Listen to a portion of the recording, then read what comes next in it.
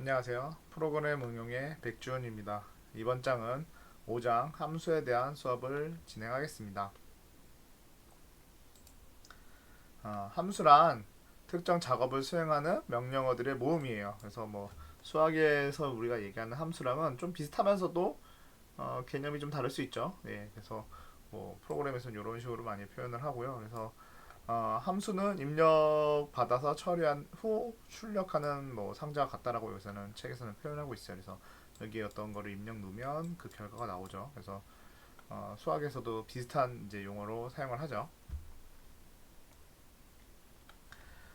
우리가 이제 코드를 묶는 방법에는 좀 여기 책에서는 세 가지로 구분하고 있어요. 사실 파이썬이 이제 제공해주는 기능이라고 생각하셔도 될 것 같아요. 그래서 함수라는 걸 제공하고 그다음에 객체, 그다음에 모듈이라고 되어 있는데요. 이런 방법들은 이제 차차 배워 나갈 거고 이번 장에서는 이제 함수 이런 반복적인 코드들을 우리가 어떻게 이제 정리하고 하는 것들을 배우는 시간이 될 것 같습니다. 함수의 필요성인데요. 여기 이제 밑에 그림에서 보듯이 함수를 비슷한 코드들을 어떻게 이제 합칠까를 고민하는 그림이죠. 그래서 여기 보시면 동일한 코드가 이렇게 존재를 합니다. 이렇게 동일한 코드가 존재를 하고요. 그리고 여기 지금 보면 인자들이 좀 달라가지고 이걸 어떻게 좀 활용해 볼까를 고민하고 있죠. 그래서 내용을 한번 읽어보시면요. 함수의 필요성에 대한 내용인데요. 동일한 동작을 수행하는 기능을 함수로 작성하여 호출해서 이제 제가 재사용이 가능하다고 합니다. 그래서 다른 프로그램에서도 재사용할 수 있고요. 그래서 재사용이 매우 이제 중요한 내용이 되는 거고요. 그 다음에 코드를 매번 복사하여 사용하지 않아도 되므로 코드의 간결함을 유지. 그래서 중복된 코드를 제거하는 거겠죠. 그리고 규모가 큰 프로그램을 함수로 분리하여 구현할 수 있으므로 구조된 프로그램이 가능하다고 해요. 그러니까 어떤 규모가 크면 내용이 이렇게 많은 거에서 블록을 하나씩 하나씩 구분짓는 단계를 가질 수 있겠죠. 이렇게 제가 그림으로 보였지만 네 단계로 이제 구분할 수 있는 것들이겠죠. 그래서 복잡한 프로그래밍 작업을 더 간단한 작업으로 분할할 수 있다라고 되어 있고요.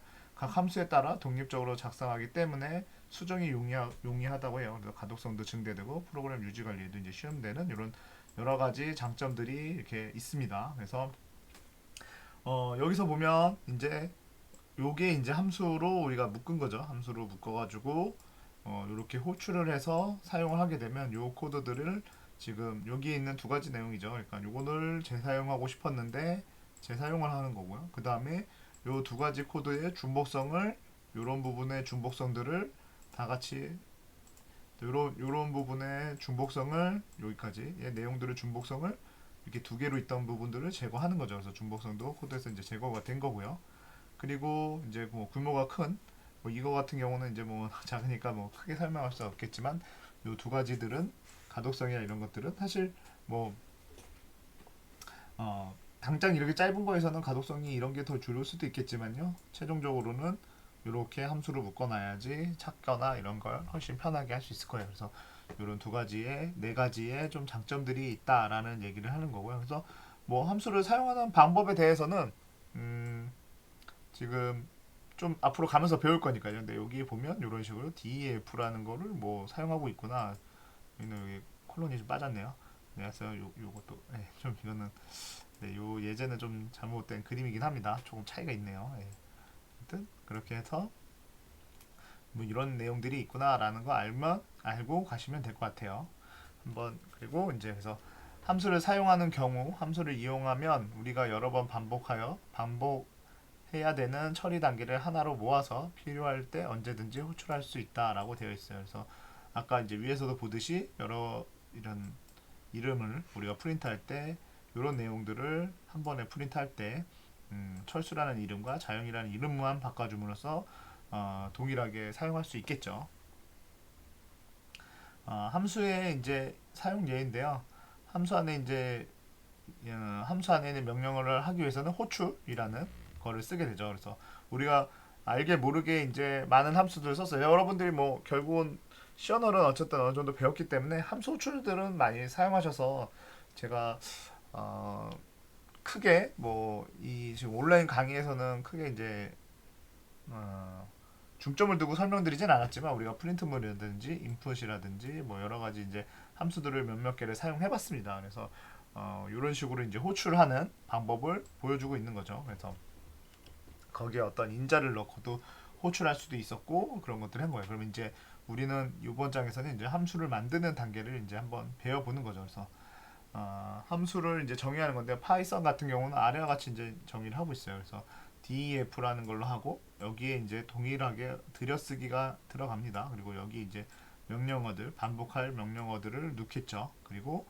뭐 매개 변수라든지 그리고 여기 이제 리턴 밑에 있는 얘는 리턴이 있네요. 예, 그래서 여기 이제 리턴이라는 명령어들 이런 식으로 해가지고 사용을 합니다. 예, 그래서 함수는 헤더와 바디로 구분하고요. 그 다음에 헤더는 def 키워드를 시작으로 함수 이름과 매개 변수를 작성하여 맨 뒤에는 콜론을 입력합니다. 요 콜론이요. 여기 콜론을 입력하는 거고요.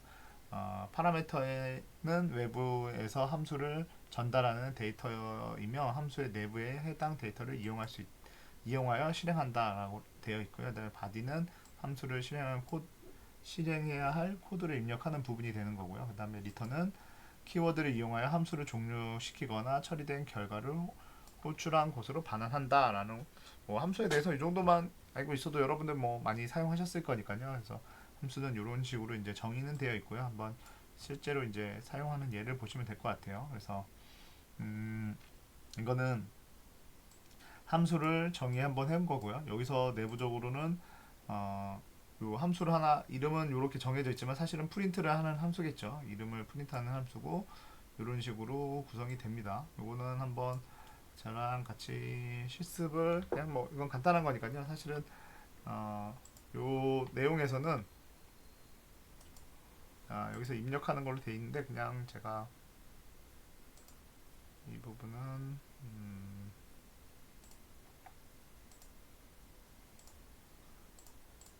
그냥 뭐 이거는 그냥 입력을 하시죠. 네.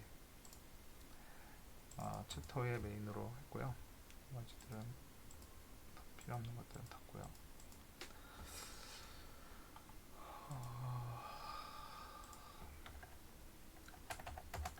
그냥 입력을 그냥 해볼게요. say hello 해서 name 하고 그러면 뭐 들여쓰기가 들어가죠. 그리고 프린트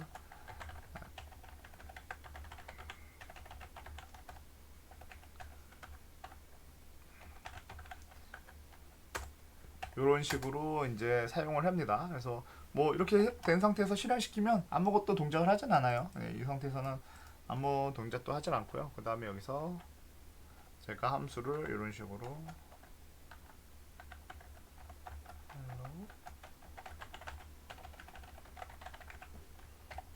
실행을 시키면 여기 이제 안녕 철수라는 글자가 뜨는 걸 보실 수 있어요. 그쵸? 그래서 요 이름을 계속 바꿔가면서 뭐 쓰거나 아니면 이런 식으로 이제 함수를 좀 수정하거나 그렇게 사용할 수 있는 거죠. 그래서 이쪽에 있는 요거를 이용해서 여기를 호출하게 되면 여기서 이런 인자를 받아서 출력을 하는 그런 내용이에요. 간단한 방법이죠. 함수 이름을 이제 작성하는 예인데요. 뭐 주석이 필요 없이 함수의 역할을 짐작할 수 있을 정도로 함수명을 지정하는 게 좋아요. 그래서 함수명에는 좀 저 같은 경우에는 공을 좀 많이 들이는 편이에요. 그래서 뭐 그런 것도 있고 그 다음에 여기서는 제가 이렇게 여기 이 책에서는 이렇게 언더바를 많이 사용하는데 제가 그 전에 이제 그 표기법에서 뭐 누구나 뭐 마찬가지긴 하지만 여기서도 지금 좀 잘못됐네요. 이런 거를 이렇게 한다기보다는 이런 걸 제가 좀 보면서 한번 계속 책에 있는 내용이지만 저는 이런 식으로 사용하는 거를 더 추천드려요. 이런 식으로. 네. 그래서 대문자로 이렇게 바꿔가지고 이게 카멜 표기법이죠. 카멜 표기법을 좀 잘 활용할 수 있도록 했으면 좋을 것 같아요. 그래서 책에서도 보듯이 이렇게 컴퓨터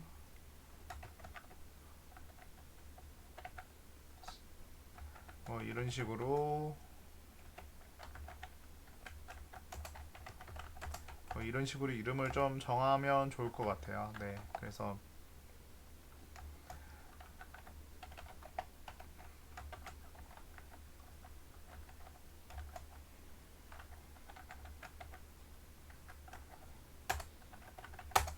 이름은 이런 식으로 카멜 표기법으로 좀 활용할게요. 그래서 좀 PPT에 나와 있는 내용들은 제가 어, 좀 저번 시간에도 이제 얘기를 했었는데, 그러니까 저번 시간에 이제 카멜 표기법에 대한 얘기를 했었는데 그걸 좀 저도 신경을 안 쓰고 좀 PPT를 만들었던 적이 있던 것 같아요. 그래서 어, 요 지금 PPT 내용을 제가 그냥 복사해서 지금 읽어보니까 네, 변수와 마찬가지 여러 가지 단어가 뭉칠 경우 언더바를 사용한다는데 저는 카멜 표기법을 우리가 저번 시간에 이제 저번 시간에 이제 수업을 했으니까요. 카멜 표기법을 잘 활용할게요. 그래서 여러 가지 단어들이라든지 이제 동사 플러스 명사를 사용하는 경우에 이제 카멜 표기법으로 사용하겠다라는 걸 이제 말씀을 드리는 거예요. 그래서 카멜 표기법을 잘 적극 활용하겠다. 이 내용은 좀 PPT 내용이랑 좀 다르긴 해요. 그래서 이건 좀 바꿔서 좀 얘기를 드리고요.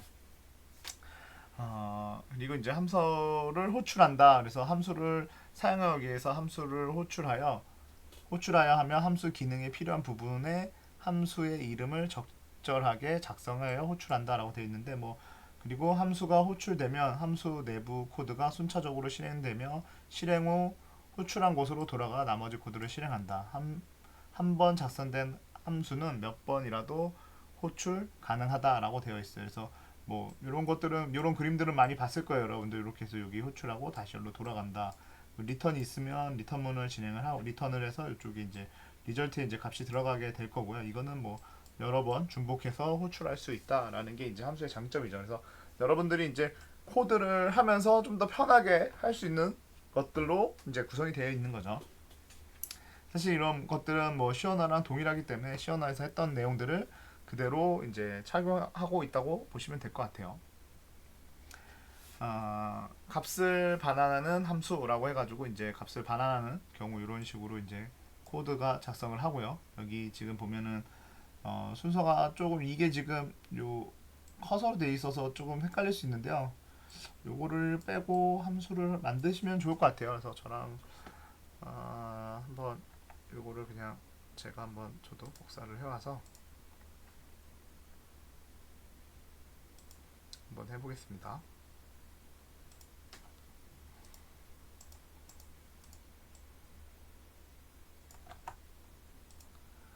함수를 만들려고 하면 이런 식으로 복사해서 함수를 만들고요. get sum이라고 저는 이런 식으로 이름을 바꿔줬습니다. 그리고 호출하는 부분을 이런 식으로 바꿔서 호출을 해볼게요. 그래서 실행을 시키면 아무것도 여기에는 프린트문까지 있었네요. 프린트문을 활용해서 이런 식으로 실행을 시키면 55라는 값이 출력이 되는 걸 볼 수 있어요. 그래서 네, 그렇고 그 다음에 이거를 이제 여러 번 호출하는 방법으로 책에서는 이런 식으로 사용하고 있네요. 그래서 여기서 제가 썸을 바꿔주고요. 네, 이렇게 해서 호출을 하면 네, 1부터 10까지를 모두 더한 결과를 출력한 55와 1부터 20까지의 값을 모두 더한 값을 출력한 결과를 표현하고 있습니다. 그래서 요거는 반환이 있는 경우를 얘기하는 거고요.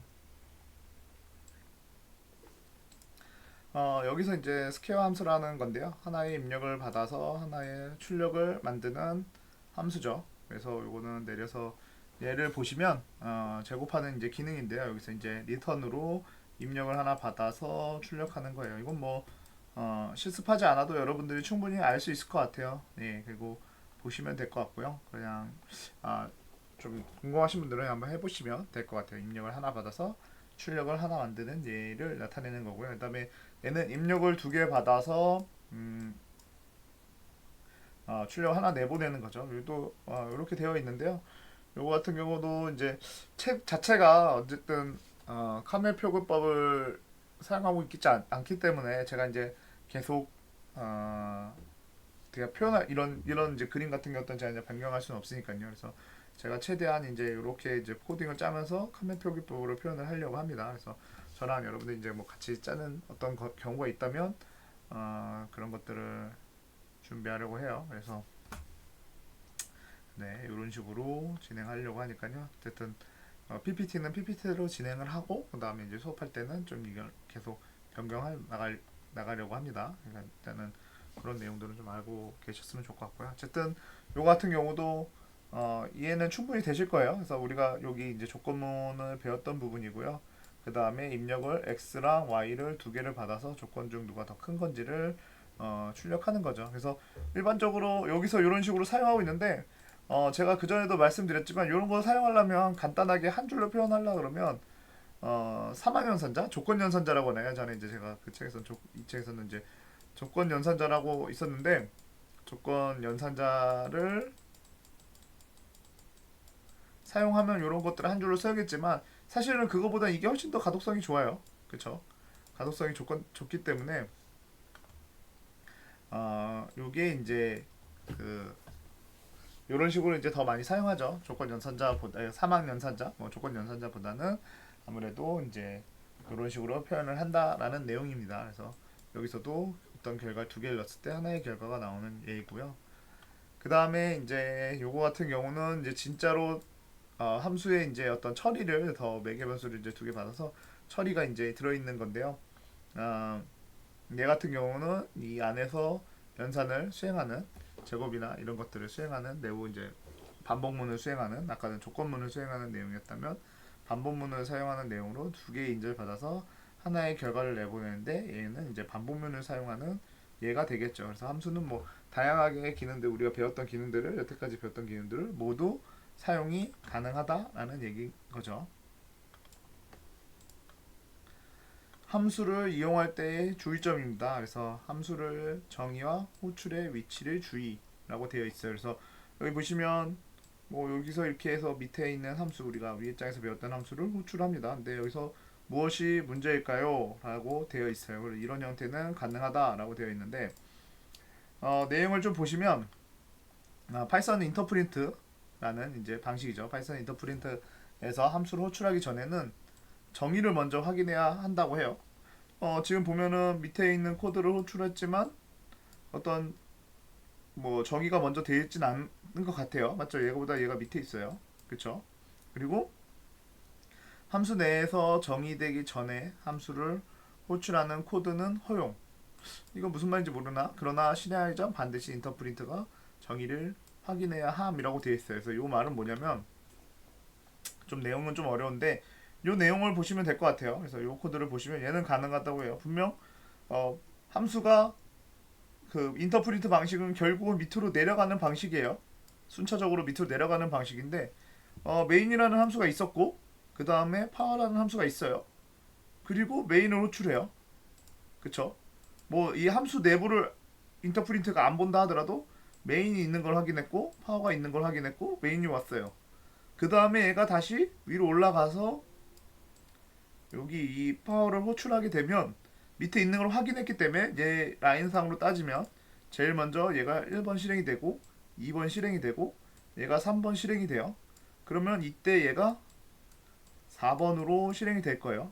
그러면 내가 2번으로 먼저 실행이 됐기 때문에 요거는 호출이 가능하다는 뜻이에요.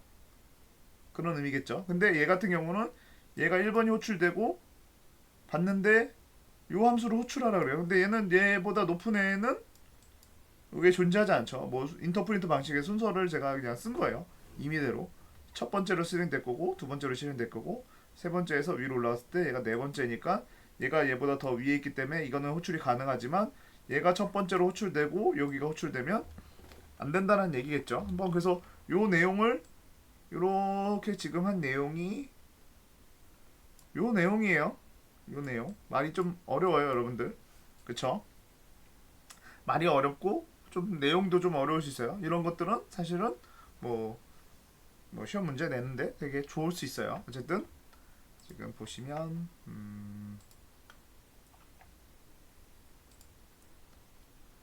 이 코드들을 제가 한번 복사를 해서 실행을 하게 되면 당연히 여기가 없어요. 보통 일반적으로는 얘보다는 밑에다 넣어야지 정상적으로 동작을 할 겁니다. 그렇죠? 근데 이거보다 위에서는 호출할 수 없다라는 내용이고요. 근데 똑같이 여기 이 코드에다가 이렇게 df main 해서 하나 더 넣어주고요. 이런 식으로 해주고 그 다음에 얘보다 밑에서 메인을 호출하게 되면 얘는 정상적으로 호출이 됩니다. 그러면 당연히 이렇게 호출하는 건 어떻게 될까요? 안 되겠죠. 얘가 1번이고 얘가 2번이 되고 그 다음에 다시 얘가 3번이 되니까요. 이런 경우에도 호출이 안 된다라는 거를 보여주고 있죠. 여기 밑으로 들어갔을 때만 호출이 되는 거를 확인할 수 있습니다. 예, 그래서 지금 이런 내용들을 가지고 있는 겁니다. 여기까지 하고 휴식을 하고 다음 교시를 진행하겠습니다.